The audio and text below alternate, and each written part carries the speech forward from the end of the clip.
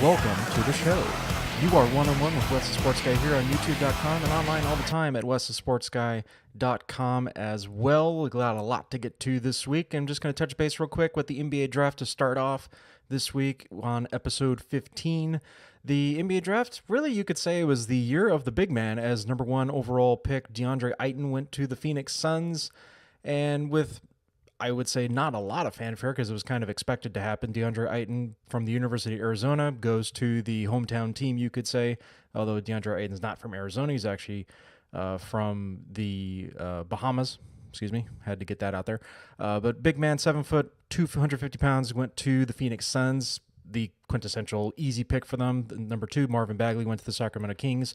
Luka Doncic, the European EuroLeague MVP, I should say, and also a EuroLeague champion for the country, his home country of Slovenia, went number 3 to the Atlanta Hawks, but then he got traded to the Dallas Mavericks in exchange for Trae Young and a future first-round draft pick as well.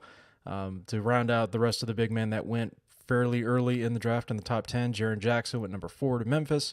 At number 6, Mohamed Bamba from the University of Texas went to the Orlando Magic. Wendell Carter from Duke went to the Bulls at number 7 in the top 10. And kind of surprising, Marvin Porter Jr. out of the University of Missouri dropped all the way down to number 14 in the draft. That was kind of a shocker there, but some injury history with his lower back going into the draft from last season when he had surgery on it.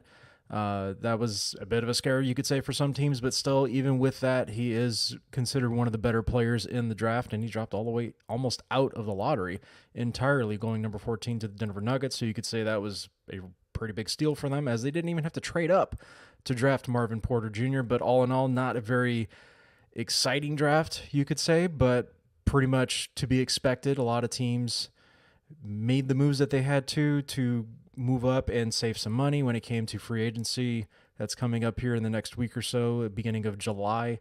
They will start the negotiating and trades for certain players in the NBA. So going into the NBA draft this year, not a whole lot of fanfare, but in all, I mean, teams are expected to greatly improve going into next year, and the jury's still out on some of these players, but for the most part in the top 10, a lot of good players went to teams that had a need to get those guys, and the names that I mentioned, those are the big ones that found homes going into this upcoming NBA season, which is going to be right around the corner when you least expect it. Same thing with the NHL. Their draft is this weekend, and as usual, number 1 overall pick, Rasmus Dahlin from the country of Sweden, playing in the Swedish Elite League over there. He went number 1 to the Buffalo Sabres. You can check it all out, NHL.com and NBA.com, for plenty of analysis on each league's drafts. Going into the rapid fire segment, which doesn't have the same name, but it does have a little ring to it. For the Ring of Fire segment, I got a couple topics here to go through real quick. Barry Trotz, no longer the head coach of the Washington Capitals. That's right, the defending Stanley Cup champions. Going into next season, the Washington Capitals will not have their same head coach. Barry Trotz resigned from his position as the bench leader for the Capitals going into the next year. He has then quickly been hired by the New York Islanders, who signed him to a 4-year contract. Now, Barry Trotz resigning, you would think, no, he actually was a free agent. He technically wasn't under contract. But no, there was a little clause in his contract that gave him a 2-year extension, but he was trying to negotiate more money in that contract, which it is his right to do so, and the Washington Capitals were not able to meet his needs at this given time, and he decided to jump ship, you could say, and went north to play, or not play, but coach for the New York Islanders instead. So time will tell if the Washington Capitals will still be the quintessential cup favorites next year, but with the NHL being as competitive as it is with its parity going on in the near future, it's hard to say that the Washington Capitals can repeat as Stanley Cup champions, but it has happened in recent history. Pittsburgh Penguins, their arch rival in the Eastern Conference, they've done it. Most recently in the last 2 years before this last season. Next up, Jameis Winston apparently is going to get suspended for the first 3 games in the NFL season. It is not official yet. The NFL has not actually confirmed this, but it is widely reported that he is going to be suspended a good portion of the season. almost an entire quarter of it, you could say. Basically, the details are that he had allegedly groped a Uber driver 2 years ago in 2016 after coming from a nightclub, and there were witnesses that said that no, he was in the backseat, but then there's another witness that says no, he was riding by himself. So it's a lot of hearsay going on, an investigation that's lasted a little over a year since the NFL found out in 2017, but this incident happened in 2016. It's a long story. If you want to bore yourself with all the details, you can find out that information and other sources, but to say the least, it seems like the NFL might have something on him, and they're going to suspend him for 3 games. But players have gotten suspended for worse and not doing much either, a.k.a. Ezekiel Elliott last year getting suspended 6 games when he wasn't charged with anything. There was just that suspicion, and the charges were dropped, but he ended up serving a 6-game suspension for the Dallas Cowboys last year.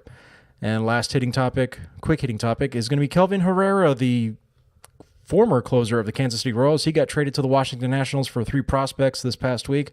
It is the first of what will probably be, and I say this every year when it comes to the Major League Baseball trading deadline, there's a lot of big names that get floated around there, and usually it doesn't happen the way I think it will, but I think this year's going to be a little bit different because there's going to be a huge free agent frenzy going into next year with a lot of big names available and potentially going to be available, but not going to get in the nuts and bolts of that right now. But Kelvin Herrera is the first chip to fall this trade season in Major League Baseball, going to the Washington Nationals, who already have a closer in Sean Doolittle, but now they have, who is Doolittle's a left-hander, Herrera's the right-hander. They have 2 hard-throwing closers that they can mix and match up going into a most definite postseason run, because that team is on the clock right now when it comes to Bryce Harper and his contract. As I mentioned, big free agent names for Major League Baseball going into next year. Time for the segment that lets you eat your dinner in peace. Do you remember? You remember?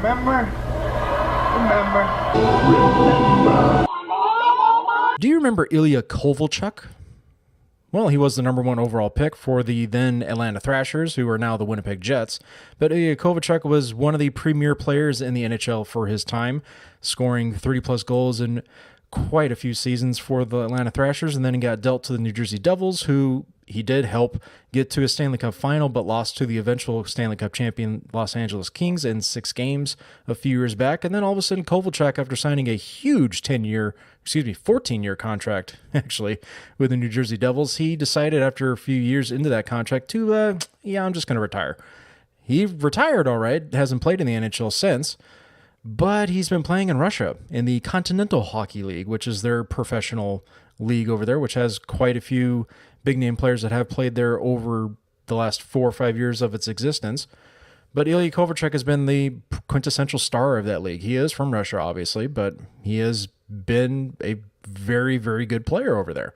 Well, he's now making his return back to the NHL, being a free agent from the KHL, and he's coming back to play in the NHL for the Los Angeles Kings, the same team that defeated him and the New Jersey Devils in the Stanley Cup final. So, yeah, it's going to be a bit weird for most hockey fans to see Ilya Kovalchuk back out there again. He's already, past 35 years old. He's kind of almost in the twilight of his career, you could say. But hockey players have been known to play upwards into their mid-40s and 50s. Look at Jaromir Jagr. He still wants to play. Gordie Howe played into his 50s as well. So can Ilya Kovalchuk do the same thing? I highly doubt that. But can he keep that same type of competitiveness and production going in the NHL? Sure, why not? He can get 30 goals easily in the NHL. He was doing it in the KHL, which is not a pushover league by any means. But if you can do that in a professional setting in any country, you can certainly do that in the NHL. And the Kings are going to reward him with a 3-year contract, reportedly, which won't become official until July 1st. I have to say that right now. But Kovalchuk's coming back to the NHL. A lot of good memories, I'm sure, for former Thrasher fans having Kovalchuk, and Devil fans as well, who he decided to nix out on a long-term commitment. But having him back to the NHL will certainly be interesting, and it should be a good thing for the LA Kings because they do need a little bit more scoring on those top lines. Time for my feel-good story of the week, and this involves Rodney Smith Jr. and his great cause, which is entitled Raising Men Lawn Care Service, and I will let Rodney tell the story himself.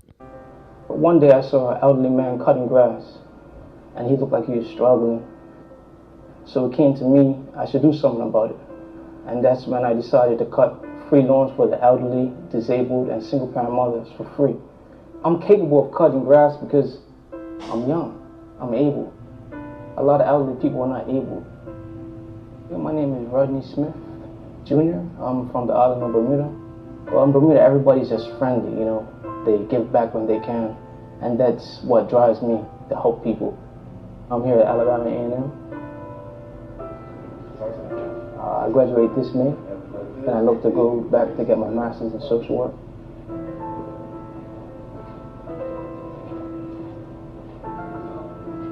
The goal was to reach 40 lawns, but I reached 40 lawns in a month and a half. What's up? How you miss? 2 months later, I reached 100. And that's what got us to here, raising men lawn care service. For some boys, when they first start, they're like, okay, all right. But in the 5th lawn, they're happy, you know? That's good. They're calling us up saying, can we go cut this week? Can we go cut that week, you know? So I'm doing something positive, and I want boys to follow my footsteps and be better than me and give back. My dad, he spent his life building houses. His love for helping people, I think, rubbed off on him, and I caught a little bit of that.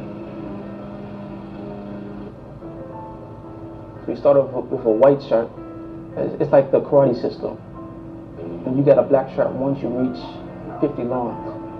So you have white, orange, green, blue, and then we have black. 10, 20, 30, 40, 50. We have someone reaching the 10th lawn this weekend.